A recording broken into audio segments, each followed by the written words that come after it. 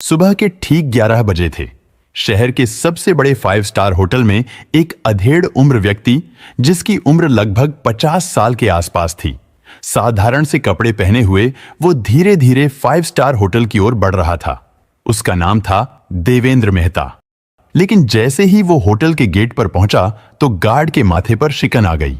Guard ने उसका रास्ता रोकते हुए कहा, बाबा, आप यहां कहां आ गए? क्या काम है आपको यहां? देवेंद्र मेहता ने हल्की मुस्कान के साथ कहा, यहां इस होटल में मेरी बुकिंग है, बस उसी के बारे में पता करना था। गार्ड ने हंसते हुए अपने साथी से कहा कि देखो तो ये गवार कह रहा है कि इसकी यहां पर बुकिंग है। गार्ड ने देवेंद्र मेहता से फिर कहा, देखो, तुम्हें जरूर कोई गलत फहमी हुई है। शायद तुम नशे में हो या फिर तुमको किसी ने गलत पता दे दिया है, क्योंकि ये होटल लग्जरी है और यहां बड़े बड़े लोग आते हैं। कोई आम आदमी इसे अफोर्ड नहीं कर सकता। होटल के रिसेप्शन पर बैठी जेसिका काफी देर से गार्ड और देवेंद्र की बातें सुन रही थीं। जेसिका ने देवेंद्र को सिर से पांव तक देखा तो उसकी भी हंसी छूट गई। जेसिका ने कहा, बाबा, मुझे तो नहीं लगता यहां इस होटल में आपकी कोई बुकिंग होगी, क्योंकि ये होटल तो बहुत महंगा है। शायद आप गलत जगह आ गए हैं। देवेंद्र ने बड़ी सहजता और सादगी से जवाब दिया, बेटी, जरा एक बार चेक तो कर लो, शायद मेरी बुकिंग यहीं हो। जेसिका ने लापरवाही से कंधे उचकाए और कहा, ठीक है बाबा, इसमें थोड़ा समय लगेगा, आप वेटिंग एरिया में जाकर बैठ जाइए। देवेंद्र ने हां में सिर हिलाया और धीरे धीरे वेटिंग एरिया की तरफ बढ़े। लॉबी में मौजूद कई गेस्ट उन्हें अजीब नजरों से देख रहे थे। उनमें से किसी ने धीरे से कहा, लगता है ये मुफ्त का खाना खाने आया है। दूसरा बोला, हां, इसकी इतनी औकात तो नहीं है कि यहां का एक गिलास पानी भी खरीद सके। देवेंद्र ये सब सुन रहा था, लेकिन वो चुप रहा। लोग चाय और कॉफी की चुस्कियां लेते हुए उन्हीं की तरफ इशारा करके बातें बना रहे थे। तभी एक छोटे बच्चे ने बड़ी मासूमियत से अपनी मां से पूछा, मम्मी, ये अंकल यहां क्यों बैठे हैं? ये तो होटल वालों के जैसे नहीं दिखते। मां बच्चे से कहती हैं, बेटा, सब किस्मत की मार है। जब किस्मत साथ ना दे तो हर किसी की सुननी पड़ती है। इसी बीच जेसिका फिर से वहां से गुजरी। उसने अपने साथी स्टाफ से कहा, पता नहीं मैनेजर साहब क्या कहेंगे। ऐसे लोगों को यहां बैठाना भी रिस्की है, इससे होटल की इमेज खराब होती है। दूसरे स्टाफ ने हंसते हुए कहा, कोई बात नहीं, कुछ देर बाद ये खुद ही उठकर चला जाएगा। देवेंद्र सब सुन रहे थे, लेकिन वो एक शब्द ना कह सके। वो इंतजार कर रहे थे कि कोई तो उनकी बात सुनेगा। 1 घंटे तक वो यूं ही बैठे रहे, कभी घड़ी को देखते तो कभी रिसेप्शन की तरफ नजर डालते। बहुत इंतजार करने के बाद देवेंद्र कुर्सी से उठ खड़े हुए। उन्होंने रिसेप्शन पर बैठी जेसिका की तरफ देखा और कहा, बेटी, अगर तुम व्यस्त हो तो अपने मैनेजर को ही बुला दो, मुझे उनसे भी कुछ जरूरी बात करनी है। जेसिका ने मन ही मन सोचा, अब इसे मैनेजर से भी मिलना है। फिर उसने फोन उठाया और होटल मैनेजर विक्रम सिंह को कॉल लगाया। उसने कहा, सर, एक व्यक्ति है जो आपसे मिलना चाहते हैं। विक्रम ने दूर से देवेंद्र मेहता को देखा और फोन पर हंसते हुए कहा, क्या ये हमारे गेस्ट हैं या बस ऐसे ही चले आए हैं? वैसे भी मेरे पास अभी टाइम नहीं है, इन्हें बैठने दो, थोड़ी देर बाद खुद चले जाएंगे। जेसिका ने वही बात दोहराई और देवेंद्र को थोड़ी देर और बैठने को कहा। देवेंद्र ने एक गहरी सांस ली और फिर से उसी कोने में कुर्सी पर जाकर बैठ गए। लॉबी में मौजूद लोग उन्हें अजीब नजरों से देख रहे थे, लेकिन उनकी आंखों में अब भी वही सब्र था। धीरे धीरे वक्त बीत रहा था, लेकिन अब उनके लिए और इंतजार करना मुश्किल हो रहा था। इसी बीच रिसेप्शनिस्ट जेसिका दोबारा उनके पास आई। उसने रूखी आवाज में कहा, बाबा, आपको थोड़ा और इंतजार करना पड़ेगा, मैनेजर साहब अभी भी बिजी हैं। उस समय होटल का मैनेजर विक्रम सिंह अपने केबिन में बैठा हुआ किसी विदेशी क्लाइंट से फोन पर बातें कर रहा था। उसके चेहरे पर घमंड साफ झलक रहा था। फोन रखते ही रिसेप्शन से जेसिका का दोबारा कॉल आया। जेसिका ने कहा, सर, वो बुजुर्ग अब भी लॉबी में बैठे हैं, आप एक बार उनसे मिल लीजिए। विक्रम ने हंसते हुए कहा, बैठा रहने दो उसे, जब थक जाएगा तो उठकर चला जाएगा। मेरे पास ऐसे फालतू लोगों के लिए वक्त नहीं है। तभी होटल का एक ऑफिस असिस्टेंट देवेंद्र के पास पहुंचा। उसका नाम था सूरज वर्मा। वो काफी देर से देख रहा था। होटल स्टाफ का कोई भी मेंबर देवेंद्र की बात सुनने को तैयार नहीं था, बल्कि उल्टा सब उसका मजाक उड़ा रहे थे। लेकिन सूरज की आंखों में उनके लिए सम्मान था। वो धीरे से पास आकर बोला, सर, आप यहां कब से बैठे हैं? क्या किसी ने आपकी मदद नहीं की? देवेंद्र ने मुस्कुराकर उसकी तरफ देखा और कहा, बेटा, मैं मैनेजर से मिलना चाहता हूं, लेकिन लगता है वो ज्यादा बिजी हैं। सूरज का चेहरा तन गया। वो बोला, बाबा आप चिंता मत करो, मैं अभी उनसे बात करता हूं। देवेंद्र ने हां में सिर हिलाया और कहा, तुम्हारा बहुत बहुत धन्यवाद, भगवान तुम्हें सुखी रखे। सूरज तेजी से मैनेजर के केबिन की तरफ बढ़ा। दरवाजे पर पहुंचकर उसने नॉक किया और अंदर चला गया। विक्रम सिंह ने इशारे से पूछा, क्या बात है? सूरज ने धीरे से कहा, सर, लॉबी में एक बुजुर्ग बैठे हैं, वो आपसे मिलना चाहते हैं। विक्रम ने भौहें चढ़ाई और गुस्से से बोला, सूरज, मैंने तुम्हें कितनी बार कहा है कि तुम फालतू लोगों से दूर रहो। वो कोई स्पेशल गेस्ट नहीं है जो मैं उसके सामने जाकर खड़ा हो जाऊं। सूरज ने धीरे से कहा, लेकिन सर, उन्होंने कहा है कि उन्हें आपसे कुछ जरूरी बात करनी है। विक्रम हंस पड़ा, अरे जरूरी बात करनी है? तुम्हें अंदाजा भी है यहां कितने करोड़ का कारोबार होता है और तुम मुझे उस बाबा से मिलवाना चाहते हो? सूरज चुप हो गया, लेकिन वो मन ही मन सोच रहा था कि इंसान को उसकी शक्ल और कपड़े देखकर कैसे ठुकराया जा सकता है। क्या बड़े पद पर बैठने से किसी को इंसानियत भूल जानी चाहिए? विक्रम ने घूरते हुए कहा, सूरज, तुम अपने काम से काम रखो, ये सब तुम्हारा काम नहीं है। सूरज ने सिर झुकाया और चुपचाप बाहर चला आया। उसने लॉबी में बैठे देवेंद्र की तरफ देखा। उनकी आंखों में अब भी उम्मीद और इंतजार था। सूरज उनके पास बैठ गया। वो बोला, बाबा, मैंने बहुत कोशिश की, लेकिन मैनेजर साहब अभी नहीं मिलना चाहते। देवेंद्र ने मुस्कुराकर उसके कंधे पर हाथ रखा और बोले, कोई बात नहीं बेटा, तुमने कोशिश तो की, मेरे लिए यही काफी है। सूरज की आंखें भर आई। उसे ऐसा महसूस हुआ जैसे ये व्यक्ति कोई आम इंसान नहीं है। उसकी सादगी और उसकी आंखों में एक अजीब सा ठहराव था। करीब 1 घंटा बीत चुका था। देवेंद्र अब भी उसी कुर्सी पर बैठे इंतजार कर रहे थे, लेकिन अब वक्त आ चुका था कि इस गवार की असल सच्चाई सबके सामने आए। जैसे ही होटल की घड़ी ने 12:30 बजाए तो देवेंद्र मेहता कुर्सी से उठे और रिसेप्शन की तरफ बढ़ गए। लॉबी में बैठे कई लोगों ने फिर से ताने कसे कि देखो, अब बाबा मैनेजर से लड़ने जा रहे हैं। रिसेप्शन पर बैठी जेसिका ने देवेंद्र को अपनी तरफ आते देखा तो उसने झुंझलाकर कहा, बाबा, आपको कहां था ना, थोड़ा इंतजार कीजिए, मैनेजर अभी बिजी हैं। देवेंद्र ने उसकी तरफ देखा और नरम आवाज में बोले, बेटी, बहुत इंतजार कर लिया, अब मैं उनसे खुद ही बात करूंगा। इतना कहकर देवेंद्र मेहता मैनेजर विक्रम सिंह के केबिन की तरफ बढ़े। लॉबी में एकदम खामोशी छा गई। सबकी नजरें उसी तरफ ठहर गई। हर कोई देखना चाहता था कि आगे इस गवार के साथ क्या होने वाला है।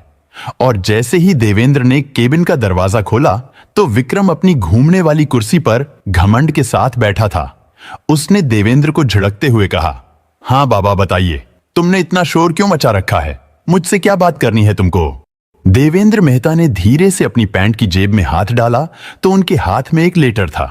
देवेंद्र मेहता उस लिफाफे को विक्रम की तरफ बढ़ाते हुए बोले, इसमें मेरी बुकिंग और इस होटल से जुड़ी कुछ डिटेल्स हैं, प्लीज आप एक बार इसे देख लीजिए। विक्रम ने हंसते हुए वो लेटर हाथ में लिया, लेकिन उसने उसे खोले बिना ही टेबल पर फेंक दिया। उसकी हंसी में अहंकार साफ झलक रहा था। उसने कहा, मैं तुम जैसे लोगों की शक्ल देखकर ही पहचान लेता हूं कि तुम्हारे पास कुछ नहीं है। जब किसी इंसान की जेब में पैसे ना हो तो उसे इस लग्जरी होटल में बुकिंग जैसे बड़े ख्वाब नहीं देखने चाहिए। ये होटल आपके बस का नहीं है, इसलिए बेहतर होगा आप यहां से चले जाएं। देवेंद्र मेहता ने उसकी आंखों में देखा और बोले। इस बार उनकी आवाज में रोब और दबदबा था। उन्होंने कहा, तुमने बिना देखे और बगैर कुछ जाने ये कैसे तय कर लिया कि मैं कौन हूं?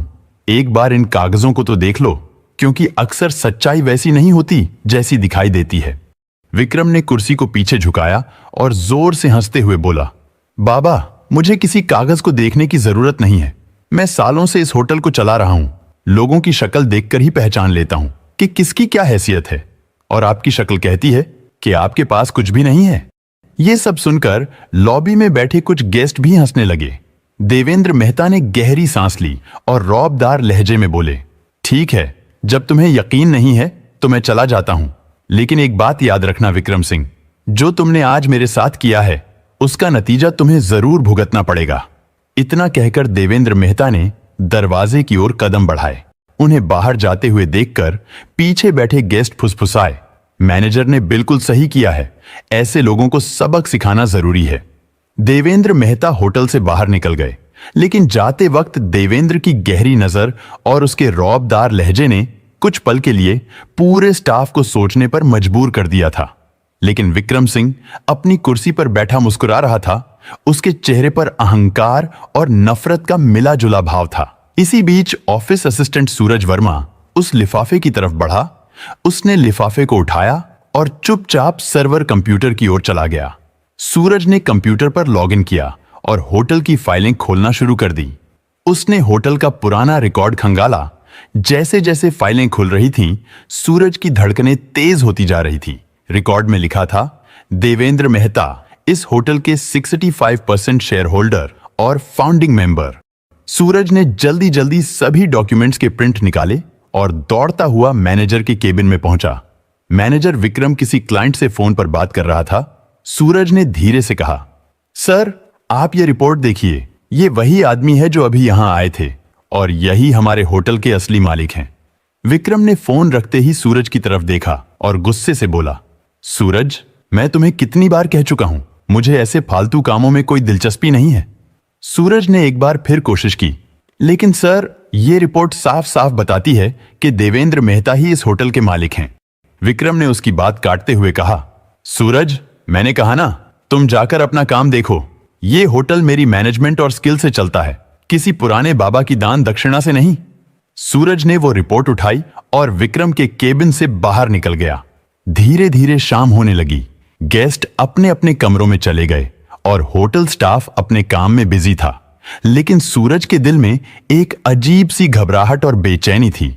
उसे पूरा यकीन था कि आज नहीं तो कल इस होटल में कुछ बड़ा होने वाला है।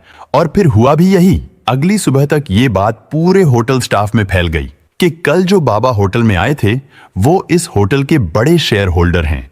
लेकिन कुछ लोग ऐसे भी थे जिन्हें इस बात पर यकीन नहीं हो रहा था कि एक गवार और साधारण सा आदमी इस आलीशान 5 स्टार होटल का मालिक हो सकता है। लेकिन जैसे ही होटल की घड़ी ने 10 बजाए तो होटल के मेन गेट से वही साधारण से कपड़े पहने हुए देवेंद्र मेहता अंदर आए। लेकिन इस बार वो अकेले नहीं थे। उनके साथ सूट बूट पहने हुए एक कॉरपोरेट वकील भी था, जिसके हाथ में काले रंग का ब्रीफकेस था। सभी होटल स्टाफ की नजरें देवेंद्र मेहता की तरफ थीं। गार्ड से लेकर रिसेप्शनिस्ट और वेटर सब हैरान थे, क्योंकि कल जिसे उन सब ने अनदेखा कर दिया था, आज वही शख्स उसी होटल में उनके सामने एक मालिक की हैसियत से खड़ा था। देवेंद्र मेहता ने हाथ से इशारा किया, मैनेजर को बुलाओ। थोड़ी देर बाद विक्रम सिंह अपने केबिन से बाहर आया। उसके चेहरे पर थोड़ी घबराहट थी। वो मुस्कुराने की कोशिश करते हुए बोला, जी बाबा बोलिए, आज फिर आ गए आप। देवेंद्र मेहता ने उसकी आंखों में देखा और सर्द लहजे में बोले, विक्रम सिंह मैंने तुम्हें कल ही कहा था ना, तुम्हें अपने अहंकार और बदतमीजी का नतीजा भुगतना पड़ेगा। ये होटल मैंने बनाया है, इसकी नींव मेरी मेहनत और पैसे से रखी गई थी। मैं चाहूं तो तुम्हें अभी के अभी यहां से बाहर निकाल सकता हूं, क्योंकि जो तुमने मेरे साथ किया है वो तुमने न जाने कितने लोगों के साथ किया होगा। पता नहीं तुमने यहां कितने लोगों को बेइज्जत किया होगा। तुम इस पोस्ट के लायक नहीं हो। विक्रम चिल्लाते हुए बोला, आप होते कौन है मुझे हटाने वाले? इस होटल को मैं सालों से चला रहा हूं। देवेंद्र मेहता ने गरजते हुए कहा, विक्रम सिंह तुम अब वही काम करोगे जो तुमने यहां दूसरों से करवाया है। देवेंद्र मेहता ने सूरज को अपने पास बुलाया। उन्होंने उसके कंधे पर हाथ रखते हुए कहा, कल तुम्हारे पास पावर नहीं थी, लेकिन दिल में हमदर्दी और इंसानियत थी। बेटा यही तुम्हारी असल काबिलियत है, इसलिए तुम ही इस पोस्ट के हकदार हो। लेकिन एक बात हमेशा याद रखना, कभी किसी इंसान को नजरअंदाज मत करना। अगर कोई परेशान हालत में तुम्हारे पास आए तो पहले उसकी पूरी बात जरूर सुनना, और अगर तुम उसके लिए कुछ करने की हिम्मत रखो तो जरूर उसकी मदद करना, और अगर ये भी ना कर सको तो फिर उसे इज्जत और सम्मान जरूर देना। देवेंद्र मेहता की बात सुनकर सूरज की आंखों से आंसू आ गए। वो भावुक होकर बोला, साहब मैं आपकी बात हमेशा याद रखूंगा। इसके बाद देवेंद्र मेहता ने रिसेप्शनिस्ट जेसिका की तरफ देखा। देवेंद्र की आंखों में ऐसी चमक थी कि जेसिका कांप गई। देवेंद्र मेहता ने कहा, जेसिका ये तुम्हारी पहली और आखिरी गलती है। इस बार मैं तुम्हें माफ कर रहा हूं, लेकिन याद रखना इस होटल में कभी किसी को उसके कपड़ों और हुलिये से मत आंकना, क्योंकि इज्जत तो हर इंसान रखता है, इसलिए यहां सबकी इज्जत बराबर है। जेसिका ने हाथ जोड़ लिए। उसने रोते हुए कहा, मुझे माफ कर दीजिए, अब ऐसा कभी नहीं होगा। देवेंद्र मेहता ने चारों तरफ देखा और ऊंची आवाज में कहा, ये होटल सिर्फ अमीरों के लिए नहीं है। जो भी स्टाफ मेंबर यहां अमीर और गरीब में फर्क करेगा, वो अभी के अभी इस होटल को छोड़कर चला जाए। लॉबी में मौजूद गेस्ट और होटल स्टाफ देवेंद्र मेहता को सम्मान भरी नजरों से देख रहे थे। देवेंद्र मेहता ने जाते जाते फिर कहा, इंसान पैसे और ओहदे से बड़ा नहीं बनता, बल्कि अगर सोच और व्यवहार अच्छा हो तो इंसान खुद ब खुद बड़ा बन जाता है। इतना कहकर देवेंद्र मेहता अपने वकील के साथ होटल से बाहर निकल गए। पीछे खड़े स्टाफ और गेस्ट्स उन्हें जाते हुए देखते रहे। उस दिन के बाद होटल का माहौल पूरी तरह बदल गया। वहां का स्टाफ अब हर गेस्ट के साथ सम्मान से पेश आता था। लोग कहते थे कि इस होटल के मालिक ने सिर्फ होटल ही नहीं बनाया, बल्कि एक बेहतरीन परिवार बनाया है जो यहां आने वाले हर गेस्ट को परिवार जैसी इज्जत देता है। दोस्तों, अगर आपको कहानी पसंद आई हो तो इसे लाइक और शेयर करें। अगर आपको ऐसी ही दिलचस्प कहानियां सुनना पसंद है तो हमारे चैनल को भी सब्सक्राइब कर लीजिए। मिलते हैं नेक्स्ट वीडियो में, तब तक के लिए जय हिंद।